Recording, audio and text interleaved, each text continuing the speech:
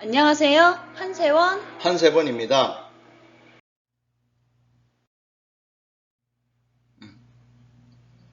세원씨, 며칠 전 우리나라에서 각 주요 국가 정상들이 참여하는 세계적인 회의가 열린 것을 알고 있나요?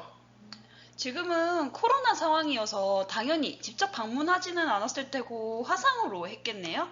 예, 화상으로 이루어지는데 행사를 진행할 때 설치할 세트를 없애고 영상과 가상현실 기술을 이용해서 세트를 만들었다고 하네요. 그런 국제회의라면 혹시 이번 주말에 열린 환경에 관한 국제회의인 피포지 서울 정상회의가 아닌가요? 맞아요. 이번에 열렸던 피포지 서울 정상회의는 45개 국가의 정상급 인사와 EU 수장, 그리고 21개 국제기구의 대표 등 총 69명이 참석했다고 하네요. 3년 전 2018년 덴마크에서 개최된 1차 회의 당시에 국가의 정상급 인사가 5명이었던 것에 비하면 대폭 늘어난 숫자라고 볼 수 있어요. 물론 직접 참여가 아니고 화상회의다 보니 정상급 인사들의 참여율이 좀 높을 수 있다고 생각할 수도 있겠네요. 그래도 1차 회의보다 2차 회의인 이번에 이만큼 많은 정상급 인사가 참여했다는 것은 그만큼 각 나라에서 환경에 대한 관심이 높아졌다고 볼 수 있을 것 같아요. 그러면 이번 회의에서 주로 다루는 주제는 어떤 것이 있나요? 기본 주제로는 식량과 농업, 그리고 물, 에너지, 도시, 그리고 마지막으로 순환 경제 등 5가지이고요. 새로운 관심 분야에 대해서도 함께 다루었습니다. 그런데 환경 문제와 우리가 하고 있는 이데올로기와는 무슨 연관이 있나요? 예, 보통 우리가 환경 문제를 해결하기 위해 접근할 때는 지금까지는 뭐 자연 보호 운동, 뭐 그리고 환경 운동 정도로만 생각하지 않았습니까? 맞아요. 예, 그런데 이제 환경 문제가 단순히 지역적, 국가적 문제를 넘어서서 전 지구적인 문제가 되어버렸던 사실을 뭐 누구도 부인하지 못한 상황이 되었어요. 그래서 이런 문제를 해결하기 위해서는 인간이 자연을 대하는 근본적인 자세의 변화가 필요하고 또 모든 국가가 참여해야만 이런 환경 문제를 해결할 수 있다는 생각을 가지게 되었어요. 그래서 이런 생각의 흐름이 이데올로기로 발전되어서 사회적 차원이 아니라 국가적 차원 그리고 전 지구적 차원으로 해결하자는 움직임이 생기게 된 거죠. 그래서 유럽에서는 녹색당이라는 이름으로 정치 활동을 하고 있는 거군요. 예, 맞아요. 우리나라에도 녹색당이 있습니다. 근데 우리는 잘 모르지 않습니까? 그러나 유럽에는 많은 국가에서 녹색당이 정치 활동을 아주 활발하게 하고 있고요.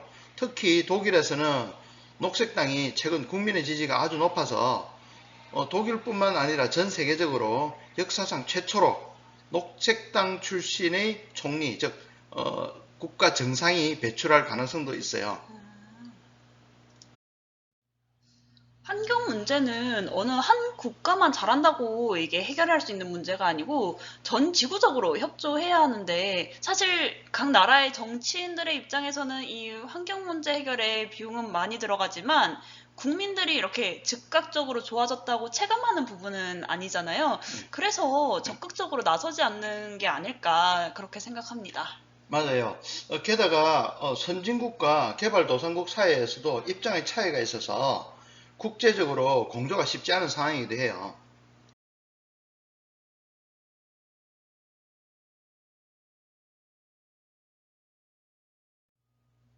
그런 것 같아요. 하지만 각국의 입장을 서로 협력하는 방안으로 바꾸는 데 있어서 이 환경주의자들의 역할이 굉장히 큰 것 같은데요. 그런 점에서 보면 이제 최근 몇 년 동안에 스웨덴의 그레타 툰베리라는 이 청소년 환경운동가의 활동이 세계적으로 주목을 받으면서 전 세계 청소년들이 중심이 되어서 한 목소리로 이렇게 모아져서 기성세대가 이 환경을 무책임하게 파괴하는 것을 막고자 하는 이 움직임이 있는 건 굉장히 주목받을 만한 일인 것 같습니다. 맞아요. 이번 피포지 서울 정상회의를 앞두고도 서울에서 우리나라 청소년들이 환경 문제에 대한 빠른 해결을 요구하는 시위가 있었는데요. 뭐 이런 일들은 이제 환경 문제로 인한 재난은 미래 이야기가 아니라 지금 당장의 이야기라는 당연한 인식과 함께 이런 문제를 해결할 시간이 얼마 남지 않았다는 것을 의미하죠. 지구 환경 문제와 관련해서 비관주의자들은 이미 해결할 수 있는 상황을 넘어섰다고 주장하기도 하는데요. 그렇지만 탄소 배출 억제를 국가 간 협약으로 나가는 노력이 진행되고 있어서 그나마 다행이라고 생각하고 있어요. 그리고 지금은 환경 개선에 적극적으로 참여하는 기업이 많아졌는데요. 심각한 지금의 환경 문제 해결에 매우 바람직한 변화 중의 하나라고 생각하고 있습니다.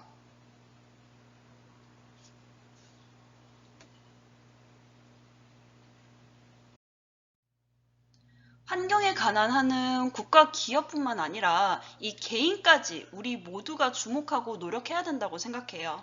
맞아요. 사실 환경주의는 모든 인류가 주목해야 한다는 점에서 이전의 다른 이데올로기보다 더욱 중요한 이데올로기일 수도 있어요.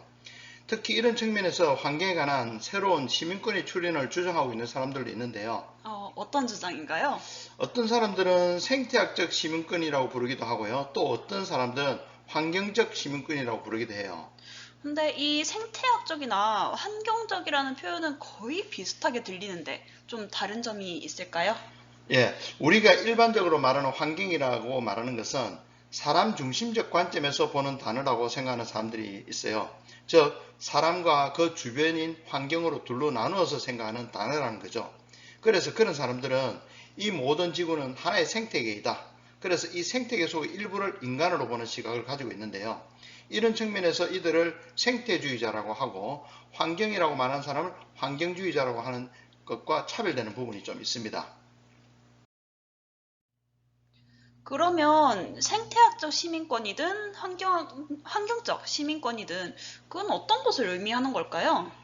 지금까지 시민권이라는 것은 대개 이제 권이라고 하는 게 권리만 언급하였는데 제4의 시민권은 권리보다 또 책임을 강조하고 있는 부분이 있는데요. 엄밀하게 말하면 시민 정신으로 이제 보아야 할 것 같아요. 그 내용은 동물 그리고 인류의 미래 세대한 새로운 업무와 그리고 자연 환경 본래의 모습을 유지하는 것 등을 의미하는 것이에요. 어쨌든 우리 인간이 생물이든 이제 무생물이든 이 지구의 모든 것에 대해서 행했던 이런 잘못된 것들을 다시 되돌리려는 노력을 해야 된다는 말로 들리는데요. 환경주의가 좀 딱딱한 이데올로기가 아니라 생활 속에 스며들어서 가까운 사회에서부터 전 지구적으로 개선되어서 보다 더 나은 지구를 만들어 갔으면 좋겠습니다. 우리부터라도 지구 환경이 아니 이제 지구 생태계를 정상으로 되돌리도록 지금 당장이라도 조그만 행동부터 실천하도록 노력하면 참 좋겠습니다. 쓰레기 줍기라든지요. 예, 페트병 분리수거라든지 네. 분리배출이라든지 예. 오늘 영상이 재밌었다면 이 당근 흔들어 주시고 많은 구독 부탁드리겠습니다. 그럼 이만 안녕. 안녕.